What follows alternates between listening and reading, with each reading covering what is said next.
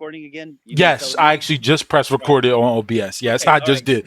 Hey. Go So for ahead. the sake of the Go. room, The second room, I'm plus it's recording. recording. Yes, It's I'm recording. recording. Got it. Yes. All right, go Got it. ahead. Go ahead, Flash. Let's hear it Okay. again.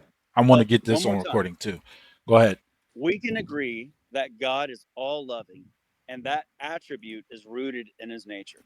Now, when we say God has authority, please coherently explain without saying God is one, because we agree on that. And he has one nature. Got it. Explain to me coherently how God's love is what his authority is predicated on. Yes. So you've already agreed that God is one, right? Good. So moving on from God is one, the idea would Let's just move be on. this. Let's I move am moving. on. I'm moving on right now. Yeah, I'm moving on right now. Let me do it.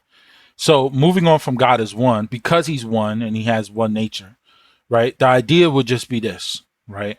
That God's authority is based in his nature, which is based in all of his You just keep attributes, doing the same right? thing, dude. So Let's not because move on. so because you asked me to coherently explain it, and I am. I If you know don't you're get not it, being that's your coherent. fault, right?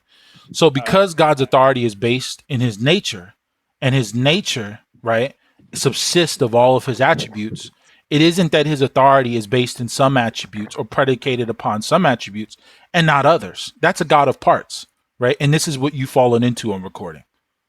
Okay. So you feel like you've just demonstrated or given me more sufficient explanation than you have before? Yes, 100%. Okay, Pedro, did you get anything out of that statement that moved Where is the argument forward? Here it is. What was that coherently defending or answering the question I asked? All he said was God is who he is. Got it. Like, dude, There we I go. expected more from you on this. Like, really. Okay. Yeah, I'll just be Are you waiting for still like recording?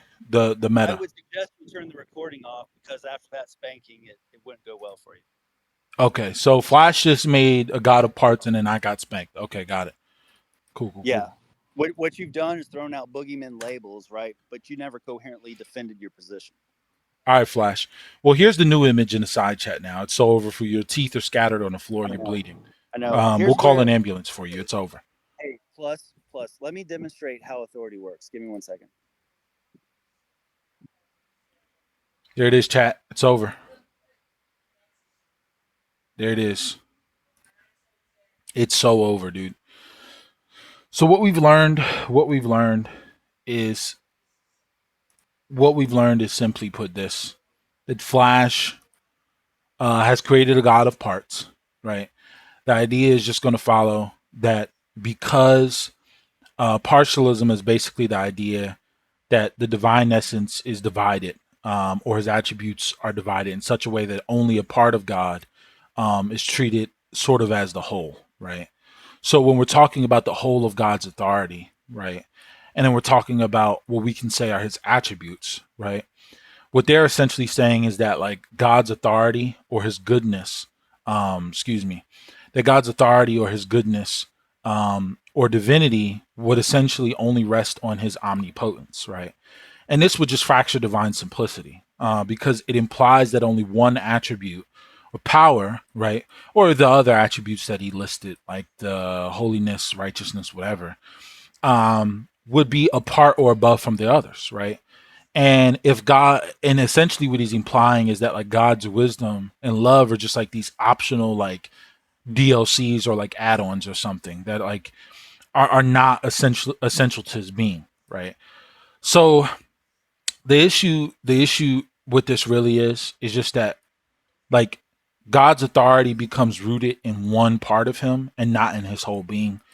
And this makes like omnipotence the part that defines God rather than God himself being the fullness of like all that is perfect, right?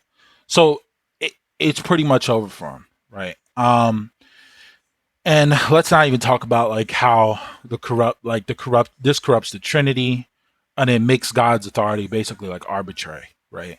So the kind of step by step for those of you that maybe didn't understand would just be they're saying authority is predicated upon only omnipotence. And so essentially therefore like wisdom and love are like non-essential to his divine authority, right? And therefore God could like be all powerful, but he could be unwise or unloving and still have this authority. right? But Scripture just doesn't define God as this, right? He defines God and His authority and His rule as wise, just, and loving, right? And we see this in the Psalms. We even see a bit of this in Revelation 15. And so the idea would just be this, right? Is that the proposed definition would just contradict the revealed nature of divine authority. And therefore, because it's a partial or like, I guess you could say divided or fragmented conception of God, this would just be partialism. It's over for him. His teeth are all over the floor. Flash is bleeding. Unfortunately, we're gonna call an ambulance for him and get him like a rescue squad of like firefighters to come help him reattach his teeth to his mouth. This is a visual representation of what has happened to Flash today. This is a visual representation of what has happened to Pedro by Krim. It is over for both of them. God bless you, people. Learn about heretics.